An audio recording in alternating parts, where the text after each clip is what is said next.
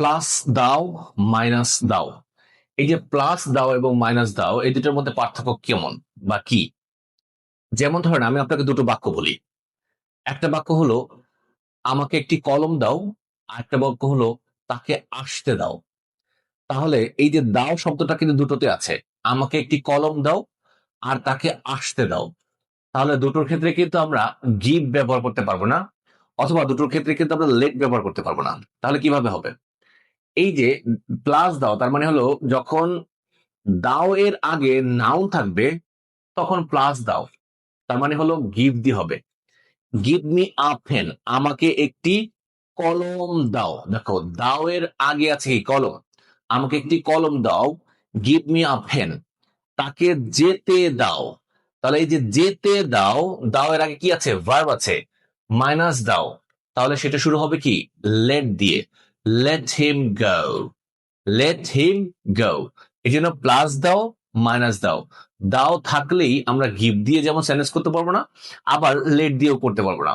যেমন ধরো আমি দুটো যদি সেন্টেন্স দেখি, আমাকে একটি কলম দাও, এই যে দাও এর আগে আছে কি একটা নাউন, ঠিক আছে? তাহলে কি হবে?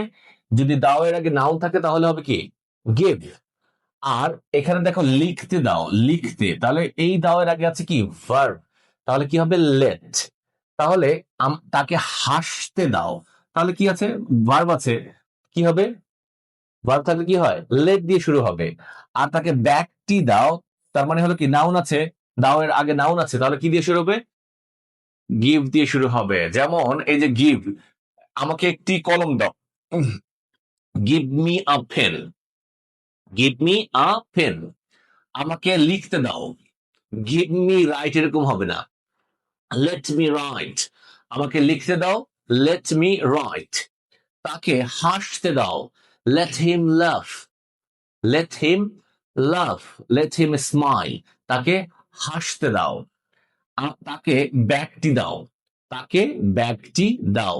তাহলে এই যে ব্যাগটি দাও এটা হলো কি নাউন, দাও এর আগে নাউন থাকলে কি হয়? গিভ। গিভ হিম দা ব্যাগ, গিভ হিম দা ব্যাগ। আশা করছি প্লাস দাও এবং মাইনাস দাও এই জিনিসটা আপনারা অনেক ক্লিয়ার হয়ে গিয়েছেন, এবং এটা আগে কনফিউশন ছিল আপনাদের, তো এটা দূর হয়ে গিয়েছে। যদি দূর হয়ে গিয়েই থাকে তাহলে মানে অন্যদের সাথে শেয়ার করবেন, এবং আমাদের সাথেই থাকবেন, লাইক শেয়ার কমেন্ট করবেন।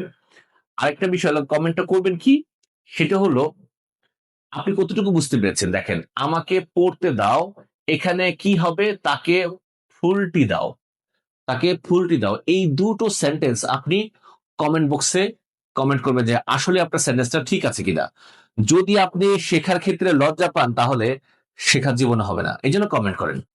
যেমনটাই হোক না কেন, যদি কোথাও সমস্যা থাকে আমরা সেটা আপনাকে রাইট আনসার দিয়ে দিব, নো প্রবলেম।